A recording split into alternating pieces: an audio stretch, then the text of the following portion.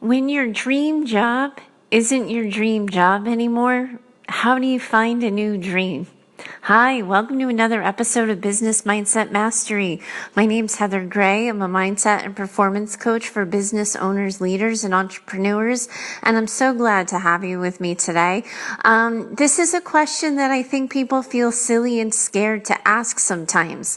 What if I do want a dream? What if I do want something bigger, bolder than what I'm currently doing, and I have no idea what the heck it is? Am I still a dreamer? Do I still go after something? I can tell something's missing, but how do I know what I want? A lot of times I get these questions and people feel like this isn't a question they should have, that if they're not happy with what they're doing, they're automatically supposed to know what they're doing next. And it just doesn't always work that way. I know that when I left one of my jobs, the only way I was going to figure out what I needed to do next and what I wanted to do next is if I simply just left. Because with the current situation immediately in front of me, it was always someone else's crisis. It was always someone else's hard time taking up the airtime. I couldn't figure out my own way. I couldn't figure out what I wanted instead. I just knew that what was in front of me was what I didn't want. I needed time away and room to breathe in order to figure that out. And I think that's where today's listener finds us. So let's just jump into her question.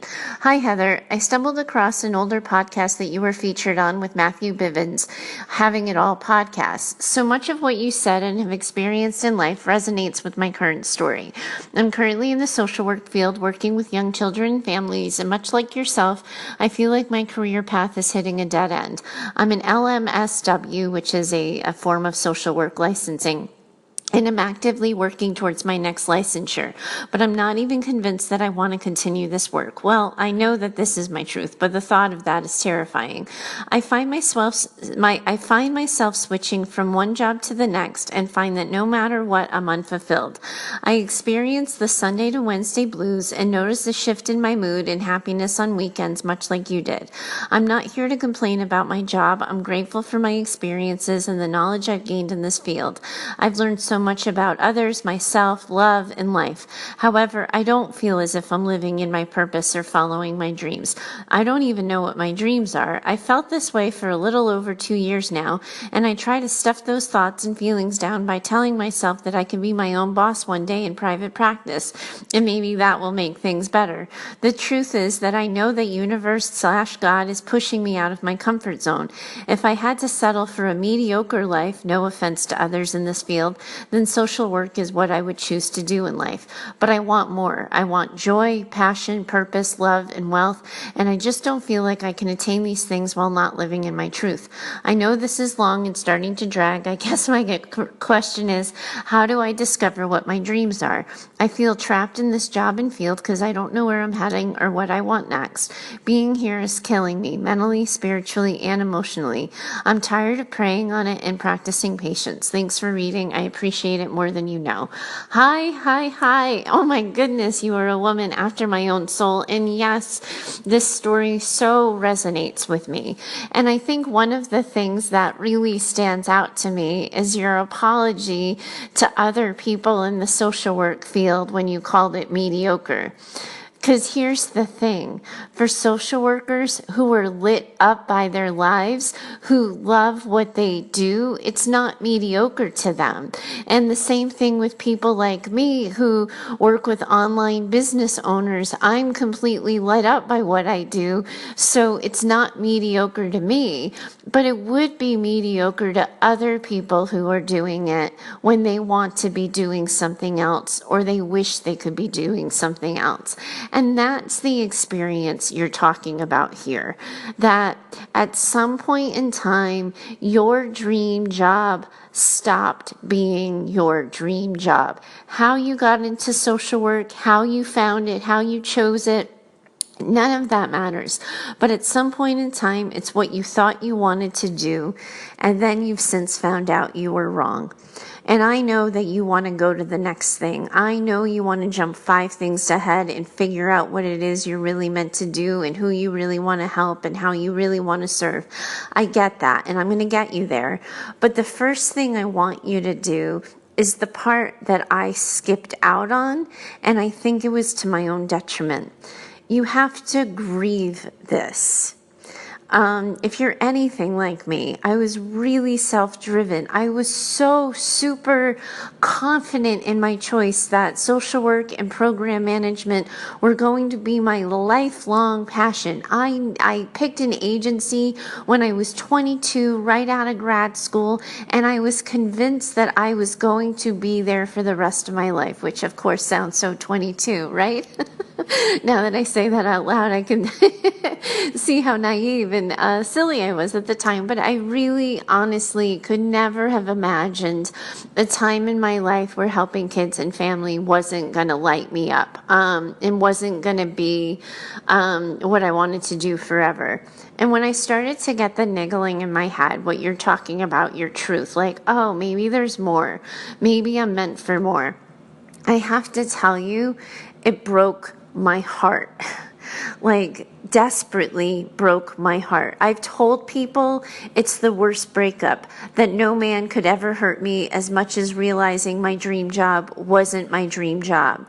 And if you're pushing those thoughts and feelings down, the disappointment about being wrong, thinking you knew your path and now you feel lost, if you don't mourn and grieve and acknowledge the sadness and disappointment that comes with being wrong and wanting more, you're never going to be able to clear the cobwebs to figure out what's next, because you end up being mad at yourself. You end up feeling dumb that you didn't know, and you tell yourself all kinds of stories. But we go into fields and passions of study and all of that with a hope and a wish for a better life. And we don't know what we don't know. So at some point in time, you thought that this was going to be your passion, your dream, your business. And now you're finding out that you were wrong. And I can tell you that I made the same mistake that it looks like you're going to walk into. I see that you're moving through your different levels of social work licensure. And I remember when I was in program management and I had the assistant position, and I remember saying, God, I'm miserable. I didn't think I was going to be miserable. And I told myself a story. Maybe it's because I've already been here for 8 years and I'm not the program director yet. And all I really want to be is a program director. So maybe once I get that position, I will be happy. And then, as you know, the story goes, I got that position. It was my dream job, and I was miserable, and it didn't make me happy, and it wasn't what I wanted.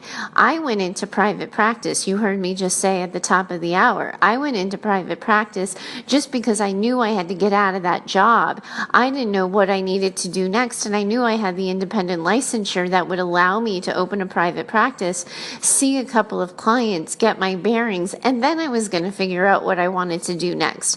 I had no idea that my next thing was going to be a private practice.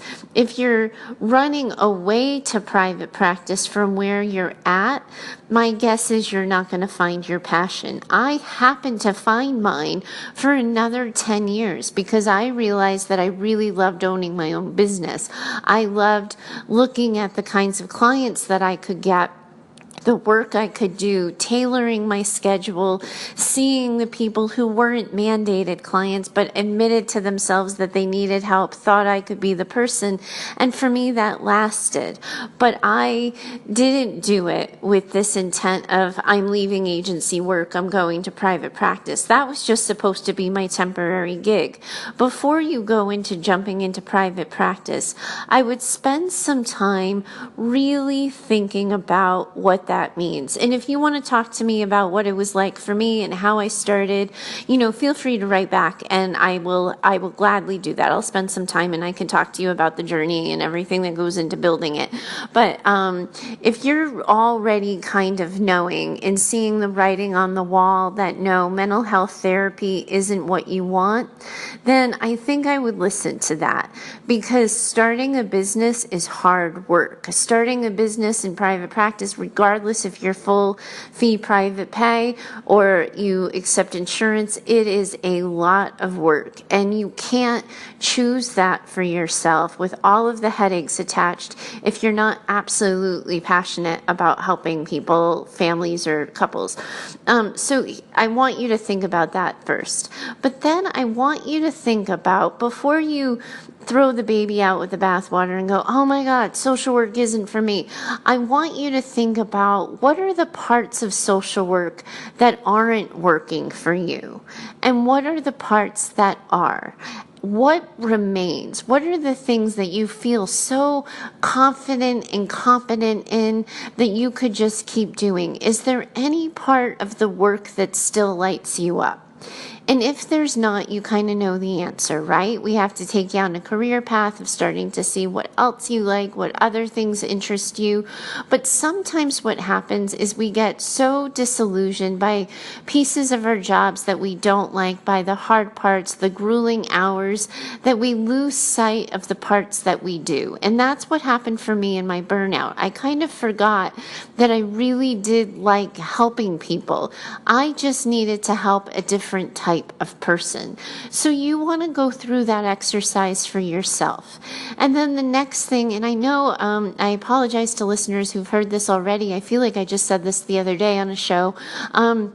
But I want you to start to think about what happens if you give yourself permission to want something new, to go after something, even if it doesn't make sense, even if everybody's going to question you. And if you have student debt from your studies and you still haven't paid that off, people are going to be questioning why you're choosing another career path and all of that.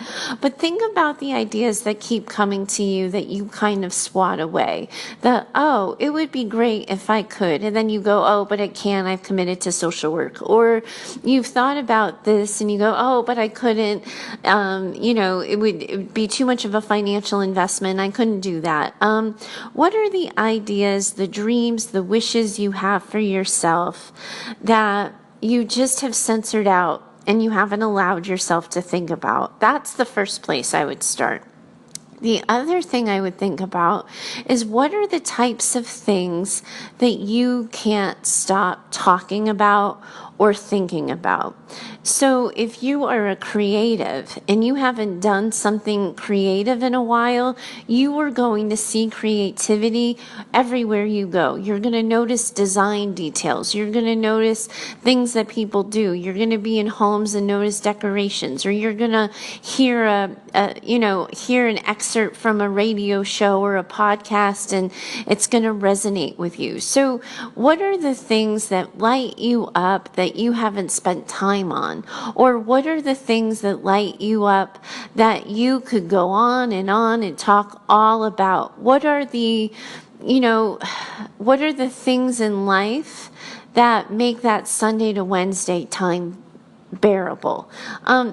Because I really think a lot of times when people tell me they don't know what their passions are, what's happening is they're automatically stopping themselves at the obstacle. So the example I always give is, in my personal life, I have been incredibly moved by nursing professionals. Nurses have been just invaluable in my personal life in terms of the care they've provided my husband through his disability, but also me as a caregiver, attending to him at his various hospitalizations and doctor's appointments and things. So if I ever had the thought that, I don't know that this social work, mindset consultant, therapy thing is for me anymore, I think I kind of have always wanted to explore nursing, because in all honesty, I did. In high school, it was one of the things I had considered for myself, except I wasn't very good at math and science, and everybody, when I mentioned nursing, said, well, that's going to be a lot of math and science. I'm not sure that you could handle that. That's why I was never encouraged to be a doctor either. So if I decided, in my 40 something time that I wanted to learn about nursing, immediately the first thought that comes to mind is, but I know nothing about math and science. And then the next thought comes, who starts a new career at 40? Who goes back to school? Who does this? Why would I want to, like, my husband just finished his medical training. We're finally done that part of our lives. Why would I want to go back to school? And I could come up with obstacle after obstacle after obstacle. I would never get to the place of landing where I say, you know what? I'm really not happy doing what I'm doing. I really think I want to be a nurse, because all the obstacles immediately get in the way from me owning my vision, my truth. I don't actually have any sort of goals or aspirations to be a nurse, but it's a good example because I want you to think about what you've ruled out for yourself. Because if you keep stopping at the obstacles, if you had a thought that, well, maybe you would teach college kids, or maybe you would go into, some form of life coaching instead, or maybe you're going to leave the social work field altogether and go into business, or you're going to go into marketing, or, human resources, or any other variety of fields. If you immediately have that idea and then find yourself saying, well, yes, but, or I could, but, or no, I never could because, or that's really not possible because, then you're not ever landing on what it actually is you want, because as soon as you think the obstacle, you stop. So what I want you to do is to get crystal clear on what it is you want. If I could just hand it to you and I could tell you that any amount of time studying you would have already given to you, any amount of money you need for the investment, all the support of the family around you and friends or a spouse or anybody near you in your vicinity would just wholeheartedly support your choice to move on, what comes to mind? If I remove every layer, every obstacle, and you just get to go directly to your dream, and you don't have to pass go, and you don't have to collect your $200, what is it that you want? And then see in that process what also might come up for you. So if you're getting clear on what you like about social work, what you can't handle about social work, if you're getting really clear on removing the obstacles from what it is you want, and you're focusing on the things that you can't stop thinking about, talking about, that if I gave you a topic you could talk about forever about, look at that and see what you come up with. If you're still stuck, and I promise you, I do these exercises with people all the time. I walk them through this exact same thought strategy all the time. And yes, sometimes people still do get stuck. If you've gotten here and you still feel lost as anything, the next thing we got to do and the next thing we have to try is to get you out of your head. You are probably caught in analysis paralysis, so you're sitting and spinning and spinning and sitting. So what we need to do is get you moving. So what I would encourage you to do is try a new physical activity. Go to a new gym if you work out regularly. Take a new fitness class that you've never heard of, go for a hike. You have to get in your body a little bit, because a lot of what happens sometimes is all of our analysis paralysis, all of our doubt, all of our regret gets tied up and stored in our body. And I think sometimes the non-psychobabble version of this is it just kind of blocks our view a little bit. So if you can get yourself moving on a regular basis, doing something new so that you can't think about anything else because you have to focus on your body. This is something that kickboxing and boxing did for me several years ago when I started doing that. I got so out of my head that it really helped me get crystal clear on the direction I wanted for my life. But if you can go for a walk or a hike or spinning or rowing, I mean, there's so many different examples. I'm sure you can come up with stuff. But if you can take a couple of weekends, trying new physical activities, thinking about this off the table, and see what happens when you tune into your body. The next thing, in addition to that you could either try next or while you're trying new physical activities, and I know this sounds super dumb and super lame, but it works enough times for my clients that I've decided that like I'm rolling with it anyway. Change your routine. We get stuck thinking the same way because we keep doing the same things, right? Like I am such a creature of habit. This morning I got up right at the dot at 5:45. I was exercising in front of my TV by 6:20. I was in the shower by 7:15. I was dropping off my husband at 8 o'clock. I was dropping off the dry cleaning, and then I'm back starting my day. That is like my morning routine, Monday through Friday, give or take a dry cleaning trip or two, right? So if I can't get out of my own way, the first thing I'll do is try to mix it up somehow. And that might just mean going for a walk before I go back into the house after dropping my husband off at work. It might mean, going to work at a new cafe, doing the computer work from somewhere else, sitting in a park, but getting out of your regular habit or routine. If you have a 40-minute commute, can you get to work a different way? If you have a way that you always do things, can you mix it up? And then if you're paying attention to the change in schedule and changes in what it feels like to do something different, and you just tune into the difference without thinking about, now where do I want this difference to take me and how am I going to get there, but you just switch it up a little bit, sometimes it gives you that sensation. And I don't know if you've ever had to write anything. I'm imagining you did. Social work was filled with writing. I didn't take many tests, but if you're like writing a paper and you have all these ideas and then suddenly you just hit the wall, so you have to walk away and go back, changing up your routine and schedule is a really good way of doing that. It gets you out of your head. You're out of that habitual way of looking at something. It's that physical way of getting away and then going back to it. Because if you're stuck in analysis paralysis, you're just gonna have a hard time getting out of your own way. That's why you end up writing to me, right? The next thing I want you to do, and this is probably something you've already done. If you've talked to anybody about it, I would pick your best friends. I would pick your people who have your back, who tell you your hard truth, who sit with you through the fear of change or whatever it is. And I would ask them what they think.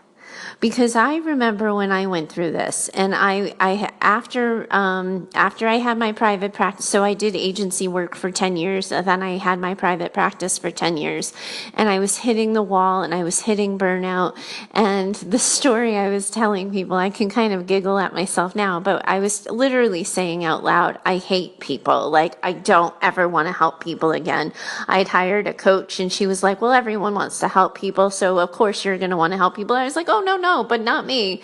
I don't ever want to help people. Like, put me in a cubicle, give me some numbers to enter in a computer, and I'm going to be awesome. Thanks.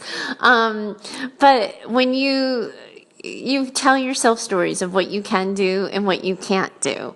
When I was telling myself all kinds of stories about leaving, the people business altogether, I was done with peopling. I wasn't going to be helping people process. I wasn't going to do this. All of the things I'm still doing in a completely new form today. I finally, got to the place of ownership where I was like, okay, I'm not done yet. And then my best friend was like, I knew you weren't done. You just needed to do it differently. And I kept saying, like, why didn't you tell me that? And she told me I just wasn't ready to hear it, that I would have just run away from it, and that she understood me enough to know that I needed to kind of give myself permission to run away from home a little bit in order to go back. But I do think that our friends know these things. Our friends see our talents, our gifts, our strengths, our weaknesses with a lens that we can't.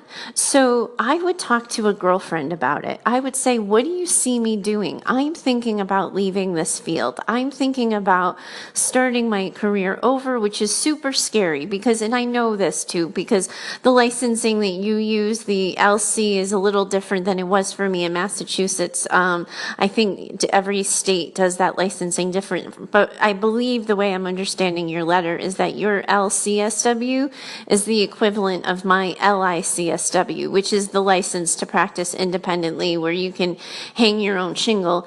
And I know that for you, that's the pinnacle of your job. And it is going to feel weird not to want it anymore. And it's going to feel scary to have gotten to the sort of, proverbial top of the social work mountain only to realize you climbed the wrong mountain. The people who have been in your circle, the people who have come to know you on your journey, especially anybody who knew you right when you were starting out and how it's going for you now, will often give you a perspective. Because a lot of times when people get stuck like you are, it's because they haven't given themselves permission to see a different ending to the story because they don't think they should have one. And I hear what you're saying, like, I want a life of passion. I want to be doing something different, bigger, bolder, but I don't know what the F that is. And what I'm hearing in that is also, too, that I don't know if I get to have that. I don't know if this is something I should want. I understand that other people would make the choice who have gotten to the top of this ladder and they would choose to stay. You don't have to. You don't have to make that choice. It's absolutely true. Other people would stay still, stay stuck, stay frozen. You don't want to. You don't know where you want to go. But hopefully through the course of this conversation with me, I've given you some ideas for how you can approach it. New ways of thinking, new ways of responding, so we can get you out of analysis paralysis and into the next stage. The next thing I want to talk to you a little bit about is this idea of what's next. When I left agency work and I went into private practice, all over again, even though I should have learned the last time, all over again, I told myself a story that, like, wow, I'm going to be building a business. I could see myself doing this for, forever. I didn't see myself in the same office per se, but I definitely saw myself offering like one-on-one counseling in that way on the long term. It was an easy to run business. I was enjoying it. I didn't perceive an end to it until I started to really hate it. That's going to happen. I don't think we have a culture or a society anymore where people start a job and do it for a million years. My husband was an engineer for the Gillette company for 10 years before he went back to medical school to become a doctor. So, my dad has started and moved on from several businesses, and he's worked for himself and he's worked for other people.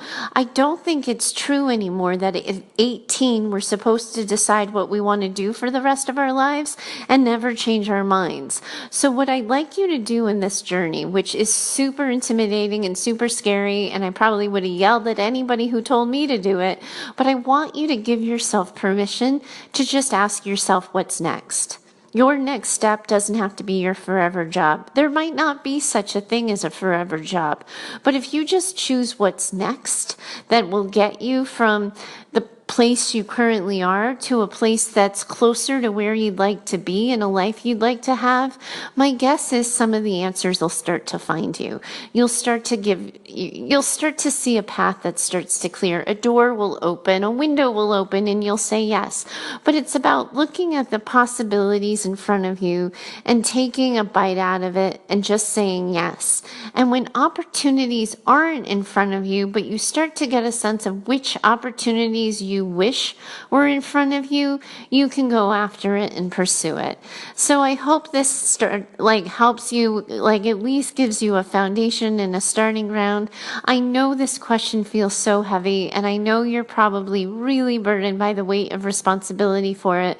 But yes, absolutely, as someone who's been there twice, I can tell you, you will absolutely get on the other side of it. And I want you to feel the comfort and the community sense that comes from other listeners who are there too. You are not the only listener of this show who thinks that maybe I want something bigger and has no idea what that is. I get that it's intimidating, but I know you can get on the other side of this.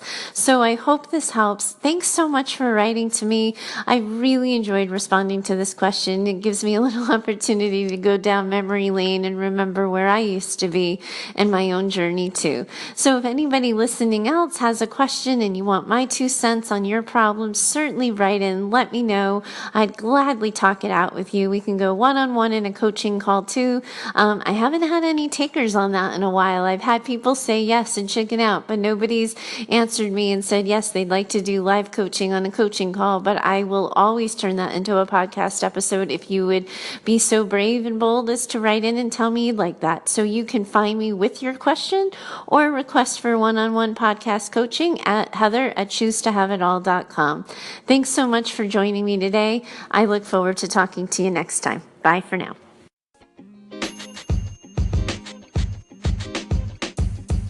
The podcast you just heard was recorded with Anchor. If you want to make your own, download the Android or iOS app completely free from anchor.fm/podcast. That's anchor.fm/podcast.